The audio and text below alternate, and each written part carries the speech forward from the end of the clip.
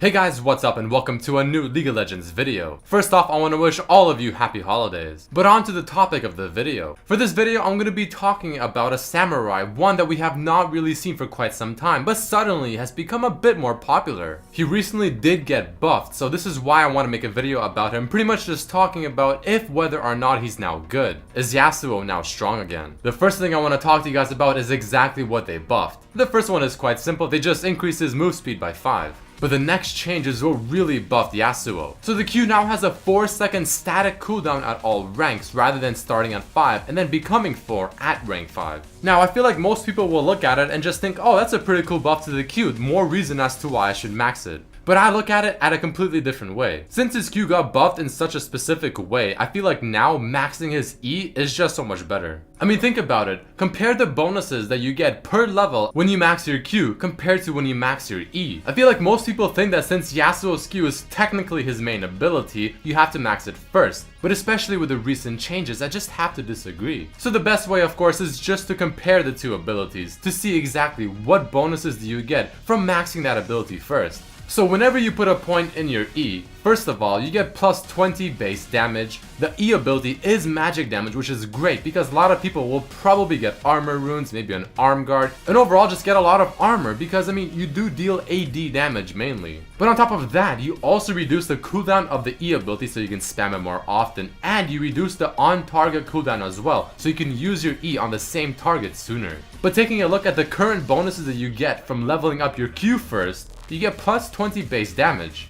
And that's it. It no longer reduces the cooldown, which is really the only reason you would want to max it before, just so you can spam it more often. In my opinion, I think Yasuo's are defined by just how well they can use their E ability, just how good they can dash around the laning phase, how mobile and agile they can be. And maxing your E now just not only makes you so much more agile and mobile, but it also kind of does more damage overall, especially if they start building armor. Now, I'm not saying you have to max E to rank 5 first, it's kind of optional. But I highly recommend to get it to at least level 3 before you start putting any extra points in your Q or even your W. So you can get it to maybe level 3, 4, or even 5 and then start putting 2 points into your Q or start maybe putting a point or 2 into your W, etc. I usually like to get it to rank 4 or 5 and then I start putting points in my Q, but that's just me personally. So that right there was one of the main things that I really wanted to discuss about Yasuo. And I really do think that he is coming back. He's a lot stronger than he was prior to this patch, but do I think he's overpowered? Not in the slightest. In fact, I truly think that he can use another small buff just to kind of put him to where he was. He's a very squishy champion and he's easily countered like any other assassin by CC, except he's actually not as mobile as many other assassins. Think about it, Zed can be swapping between shadows covering so much distance in a blink of an eye. Akali has a dash that's twice the range of Yasuo's E and she has 3 charges of it.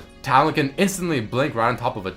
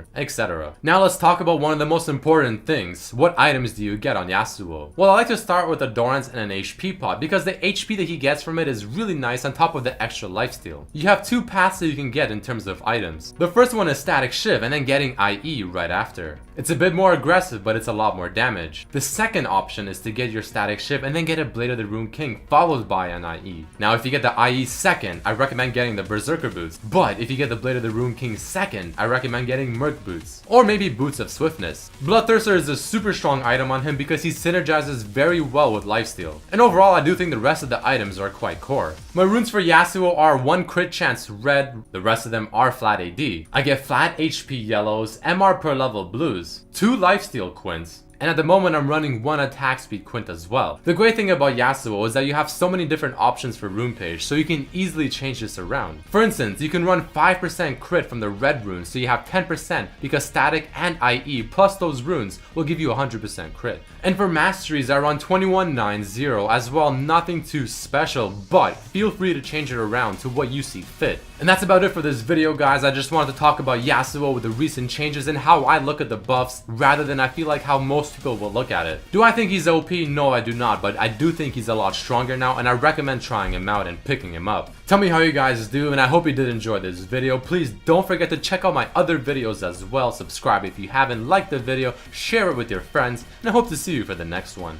Peace. Strange, weird animals.